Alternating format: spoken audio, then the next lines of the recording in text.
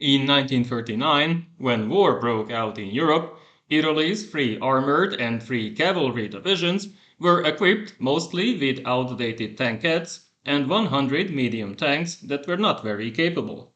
The official doctrine lacked instructions for combat against armored units and made no mention of the new armored cars and semovente, self-propelled guns that were becoming available. Much work was needed to lay the groundwork for the Royal Italian Army in order to produce more results on the battlefield. This included new armored fighting vehicles, improved doctrine, and better training before it was too late. As I mentioned in the previous video, the new M13/40 medium tanks were ordered in November 1939, followed by the L6/40 light tanks in March 1940. The former had a more powerful 47mm main gun, with armor moving between 6 and 42mm, 3 or 4 machine guns, and a 125 horsepower diesel engine which provided improved range. The latter was equipped with a 20mm cannon, a machine gun, armor of between 6 and 40mm, and a 70 horsepower engine to gradually replace older and weaker models. In June 1940, when Italy joined the war, the Centauro armored division was in Albania, the Littorio was to be used in the attack against France, while the Ariete was kept in reserve. The initial attack failed, so the tanks did not play a major role, and the armistice was soon signed. In East Africa, the few available M11/39 medium tanks did not produce meaningful results, while in Libya, two tank groups were formed within 10th Army, each with 3 battalions of L3/35 tankettes and a single battalion of M11/39 medium tanks. By January, 2 battalions of M13/40 medium tanks arrived, but these also lacked training and cohesion and were sent into battle in a piecemeal fashion. When Operation Compass destroyed 10th Army and Tobruk fell, the M13s tried to cover their retreat, but most of them were lost, while the Ariete division arrived as well to stop the British advance. In the meantime, Centauro took part in the attack on Greece and the subsequent retreat into Albania, suffering heavy losses. In February 1941, it started to receive the new medium tanks, so in April, together with Littorio, it participated in the Yugoslav campaign, stopping an enemy attack, eventually reaching Podgorica, while its sister division stopped at Mostar. Both divisions returned to Italy by May for a much-needed reorganization. They received M13/40 and M14/41 medium tanks, along with semovente assault guns.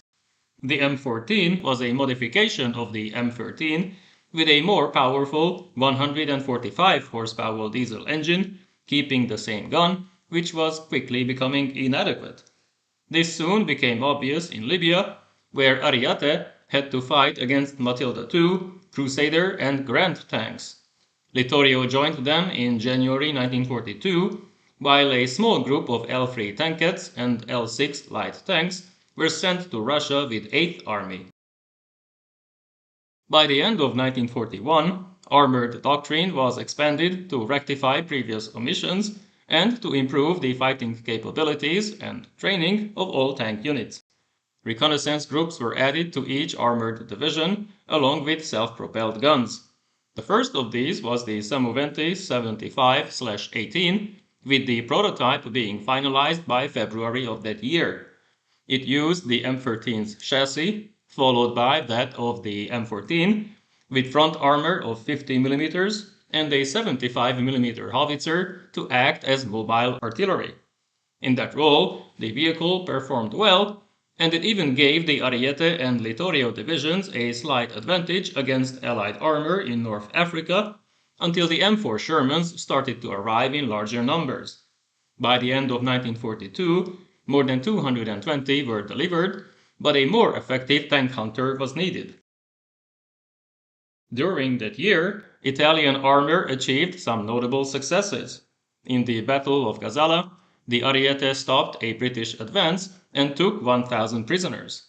However, by November, both divisions were depleted and then destroyed during Rommel's long retreat, followed by the Centauro, which was gradually overwhelmed in Tunisia by April 1943, losing all of its M14 medium tanks and semovente 47/32 self-propelled guns. The latter was based on the L6 light tank with a 47mm main gun, introduced in 1942, by which time it was already outdated.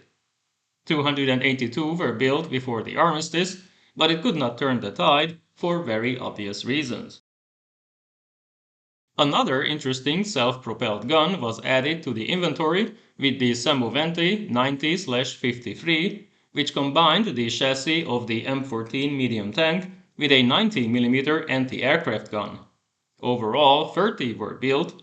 A few did well in North Africa, while 24 were used in Sicily during the Allied invasion with not much success. In August 1942, tank nomenclature changed again. The weight of each vehicle was dropped from the official designation, which retained only the type and the year of introduction. This way, the M11/39 became the M39, the M13/40 was now the M40, while the semovente 75/18 received the names semovente M40, M41, and M42, depending on which tank chassis was used for its production. In the same year, armored divisions were reorganized, at least on paper.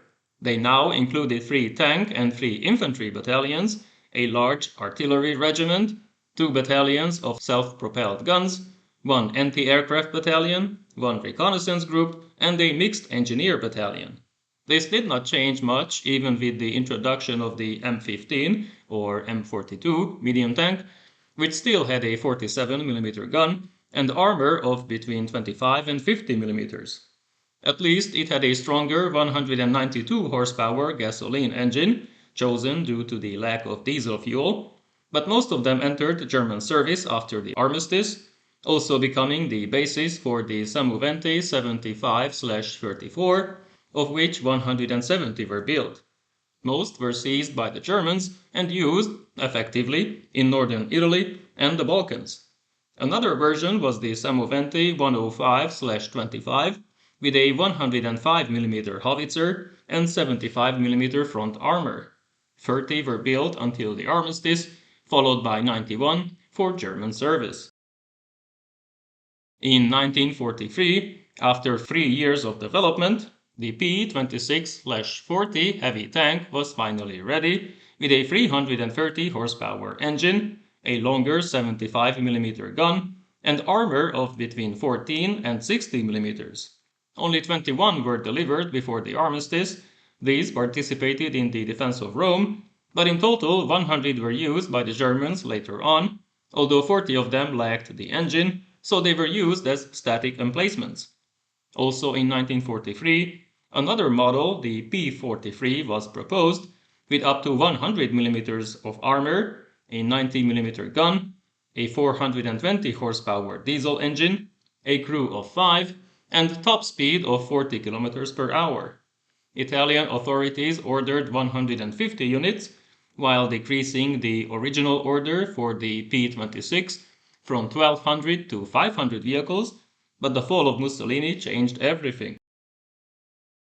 A few months before the fall, in April 1943, 2 new divisions were set up, the 135th Ariete and the 1st Black Shirts Armored Division M, which was to become Mussolini's personal guard. After his removal, the latter was renamed 136 Centauro, purging most fascist officers from its ranks. In September, most of its units remained passive. Only its Bersaglieri regiment chose to fight the Germans, while the 135th Ariete successfully blocked the German advance on Rome before an agreement ended hostilities. Both divisions were then dissolved to be replaced by much smaller units on both sides, the National Republican Army in the north and the Italian Co-belligerent Army in the south. Neither could play a major role, as this was now a battle between much larger forces. During 1944, the semovente 75/46 was developed with a longer gun and armor of up to 75 mm to be used by the Wehrmacht.